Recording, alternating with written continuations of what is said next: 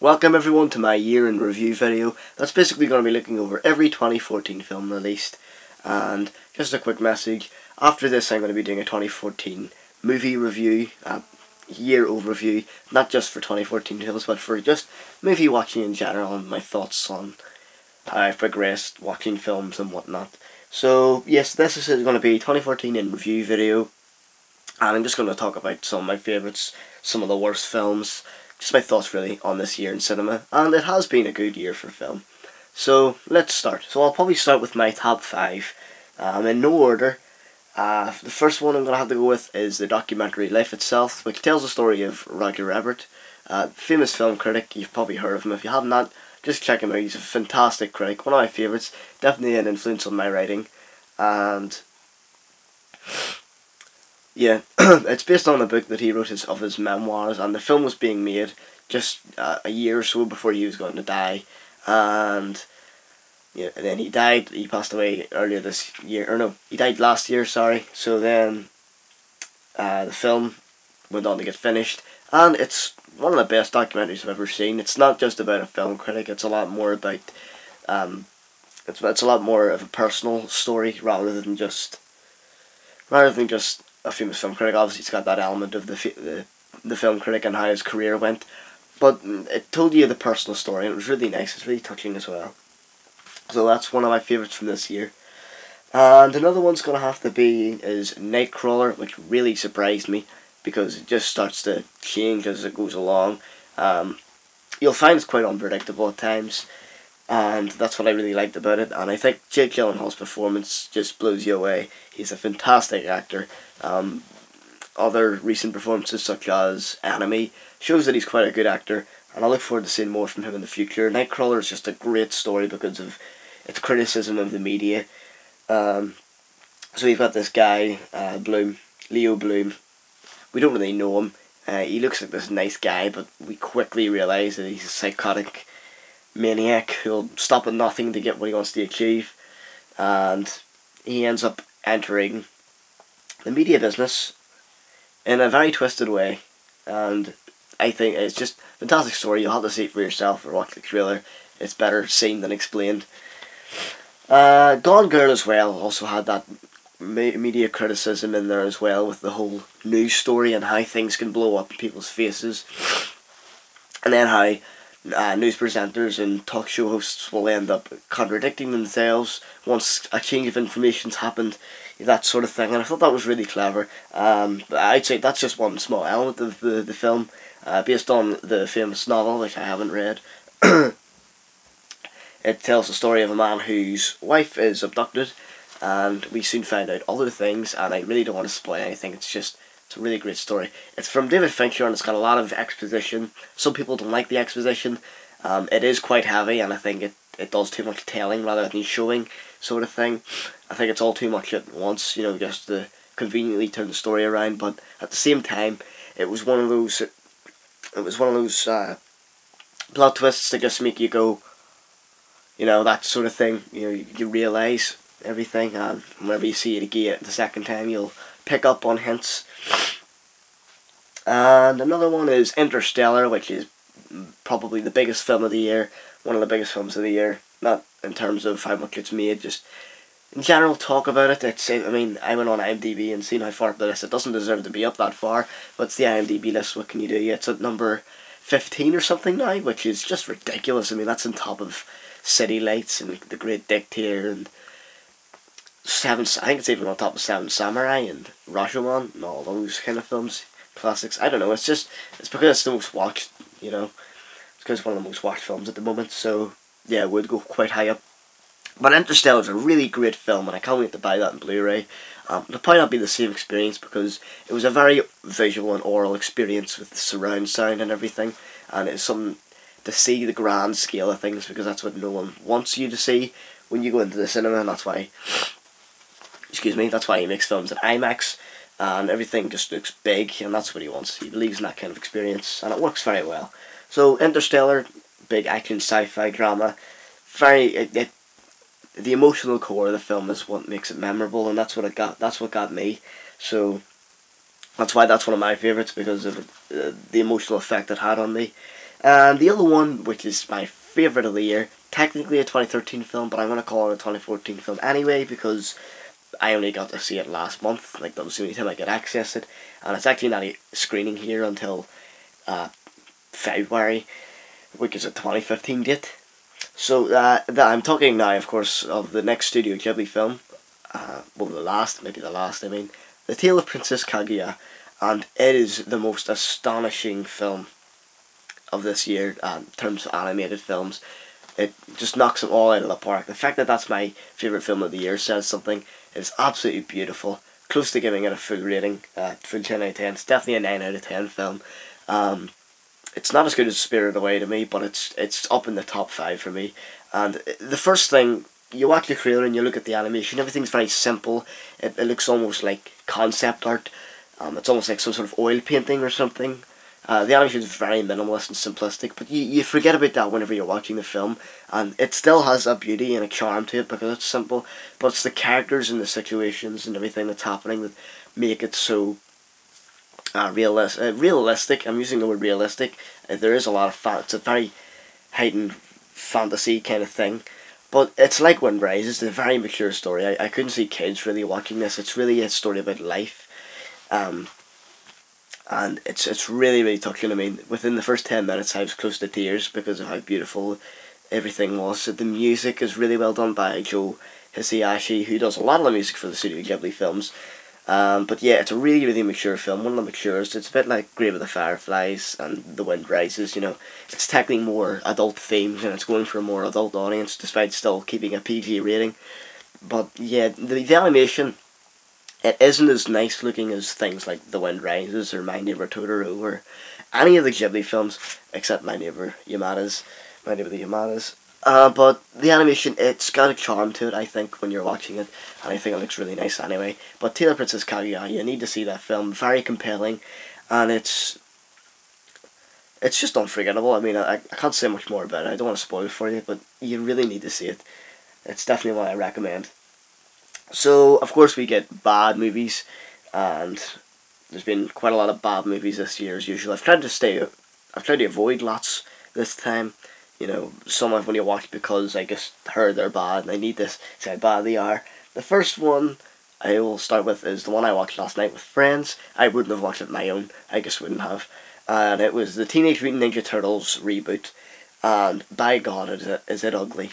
I mean, there was a 2009 Mutant Ninja Turtles film that came out, and it was quite dark. And this is darker and uglier and grittier, and they just look horrible. I mean, just look at their faces.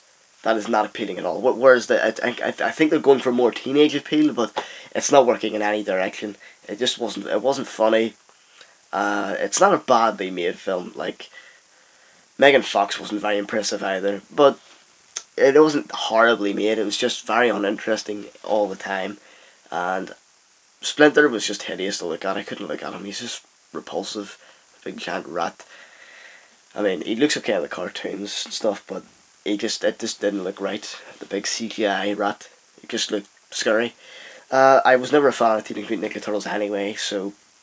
But one thing I noticed was a lot of backstory was explained, and fair play to the film for going into such depth to try and explain backstory, so it's not leaving us with questions into the unknown. It's good that it tries to reinforce things that we might question, but literally for the first 40 minutes, it's just backstory in the movie. So yeah, Teenage Mutant Ninja Turtles, I'm not saying anymore. It's shit. Transcendence, a real bore, and it's making me really sad because I'm such a big fan of Johnny Depp. And see, in the past 5 years, I mean, we've seen him in really bad movies. I'm talking about The Rum Diary, which was boring. Alice in Wonderland, he was quirky and funny, but ultimately that film failed. There's another one. The Pirates of the Caribbean film that came out, the fourth one. He's okay in that, but that doesn't say much because it's also a very mediocre film. And there's another film I'm missing here. Dark Shadows, yes. How could you forget Dark Shadows? I'll tell you why, because crap. But yeah, I'm just really disappointed because I was hoping Transcendence might have been Johnny Depp redeeming himself, and turns out he basically, his performance was through a computer for half of the film. So that was disappointing, and he was quite boring, to be honest, quite forgettable. He honestly hasn't been very good since Sweeney Todd. I'm going that far back. Sweeney Todd. It's sitting over here right now. I can see it. Sweeney Todd was the last good one I can think of. So yeah, that was pretty bad. Maleficent, I really didn't like Maleficent. I don't know what people are saying in it because I don't know, it just really bored me and I thought it was just too stupid. Absolutely ridiculous backstory to it all, and Angelina Jolie did quite a good, I'd have to say it is quite a good portrayal. She did capture that evil, but also that the innocence at the beginning of that character turned evil. Good turned bad, basically. Because she was hurt in the past and whatnot. But, I don't know, Maleficent just didn't do it for me. I thought it was just kind of boring. The characters were uninteresting. The furries were very ugly. Now that I've went back to look at it again, it's just really unappealing again, Maleficent. And it's starting the trend of fairy tales being made in live action. First we had Alice in Wonderland, then we had Snow White and the Huntsman, then we had Mirror Mirror, then we have the Maleficent, and next year there's going to be Cinderella. So you can see these patterns in Hollywood films, definitely. You'd be blind not to see them. Things catch on, so they start to make them. Okay, so that's some bad films, but the worst one would have to be Frankenstein. Why is his name Adam? Why did the Queen character in the film, why did they decide to give the monster the name so plain as Adam? Why? I don't even want to talk about the film. It's just absolutely horrible. Aaron Eckhart, the guy we know as Harvey Dent in The Dark Knight, is just absolutely phenomenally shit. It's just ridiculous. The film is an absolute shitfest. I think Mark Kermode explains it quite well. I mean, it's just crap on screen. It's a complete onslaught of stupidity. Yeah, that was another one I watched with a friend. It was just so bad. And Bill Nye, he comes up in it as well. I don't even know why he's in there. But that's a pretty bad one. I barely even remember much from it because I just want to repress it out of my mind now. Two other films I'll talk about which are really good. International films from this year. 2 Days, One Night from the Dardenne brothers, who directed The Kid with the Bike. And that's the only other film I've seen from the Dardenne brothers, French filmmakers. They're two brothers. Well, obviously because I said brothers. But 2 Days, One Night tells the story of a woman who's just lost her job because all the other workers voted to get a raise, and with that raise she would lose her job. They wouldn't get the raise if she kept her job, and everyone voted against her to get more money because they needed it.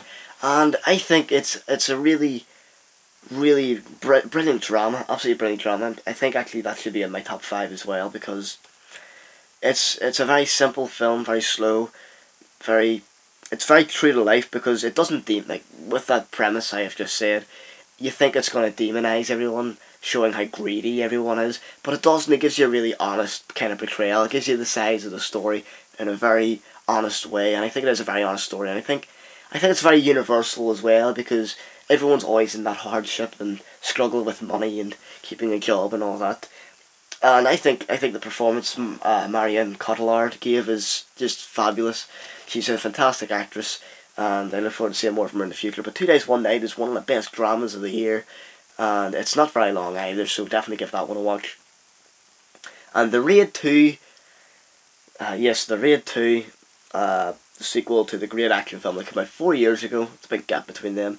Comes from a Welsh director, which I think is fascinating. I mean, just a Welsh director making this Indonesian, I would call it a blockbuster even, action blockbuster. The last film was 100 minutes and this was 165 minutes, so they've really upped their game, and the action in it is fantastic. The story is very good. It isn't spectacular, but it keeps you on edge, and it's very interesting. And it's obviously the fight scenes that make the film, as it did make the last film. The action scenes are definitely worth watching. It's worth seeing just for the action scenes in it, the martial arts scenes, the absolute choreography. It's like an Old Boy. It's just so well done. I think I've never seen such good choreography. I think that is the pinnacle of choreography in cinema. I think that's the bar every martial arts film is going to be measured up against now. That and The Grandmaster, which I've heard a lot of good things about also. But there's a fantastic fight scene at the end of The Raid 2 that lasts like 7 or 8 minutes, and your face is just like throughout it all. It's just spectacular action. So yeah, well, there's other films as well that come out this year, you know. There's animated films I didn't get to talk about there, so I'll talk about those, you know. Three that I've seen. I haven't seen The Book of Life yet, and I haven't seen Big Hero 6 because it comes out in January. The three I've seen is the Lego Movie, which I think is a bit overhyped and overrated. I hate using the word overrated, but I do think it is a bit overrated. I did really enjoy it, regardless. I thought it was quite well humoured, quite clever and funny, and I did enjoy some of the filmic and TV references, pop culture references that was in it, and I think that does give people a rush of nostalgia when they're watching it, a bit like Wreck-It Ralph done. So it was okay, and another one was The Box Trolls, which is from the creators of Paranorman, I think. Excuse me, I keep doing that. It's a stop motion film. That's the only reason I went to watch it. The idea is absolutely ridiculous, but it's animation, so you have to keep that in mind. And the one thing about the film is the colour palette, the overall look and style. I can't see it really appealing to kids that much. It is quite dark, it's got quite grungy, dirty kind of textures. It was an okay film. It made me laugh a few times. It's not one for adults really. It didn't have that much for adults. Doesn't offer that much for them. But I think kids might enjoy it because there's some slapstick humour and comedy in there. So there's a lot of physical humour, as there should be in animation. But you know, I liked the animation style because it reminded me of Tim Burton. You know, it was very Nightmare Before Christmas. You know, it had all those slanted edges and stuff. It was very reminiscent of that kind of style. And the other great animated film I've seen from this year, excluding Kaguya, this is the best animated film I've seen this year, which is a surprise because it's a sequel. And it is How to Train Your Dragon 2, which just blew me away because of how beautiful it was. The animation was fantastic, the story was really well told, and overall it was a very enjoyable experience, which is surprising because it's directed towards kids. And I think it does quite well, going towards a more teenage, adult demographic also. And it's actually one that I'm looking forward to seeing a third film from. And it seems DreamWorks are very good at making sequels, because Shrek 2 came out, it was a huge success. It was one of the most successful sequels of all time when it came out in 2004. Then we have Kung Fu Panda 2, which was actually an okay film. You know, it wasn't horrible or bad in any way. And then now we've got How to Train Your Dragon 2, which is another solid sequel. So you can see that they know what they're doing when it comes to sequels, whereas Pixar need to get a grip. Monsters University and Cars 2 were failures. Toy Story 2 though, that's an exception. It was a great film. But How to Train Your Dragon 2 is great. That's definitely one you need to watch. So that's one of the best films of the year. So yeah, that's it. That's my 2014 film in review. There's obviously other films that I saw, but those are all the ones that I could be bothered talking about. And I think this video's went on to 15 minutes by now, so thank you if you stayed to watch it all, and I hope you look forward to the other videos that come up with the New Year's. It's New Year's Eve right now. This will probably go up on New Year's Day. I'll be making 2 or 3 more videos after this for the new year 2015. So until then everybody, have a nice day and Happy New Year.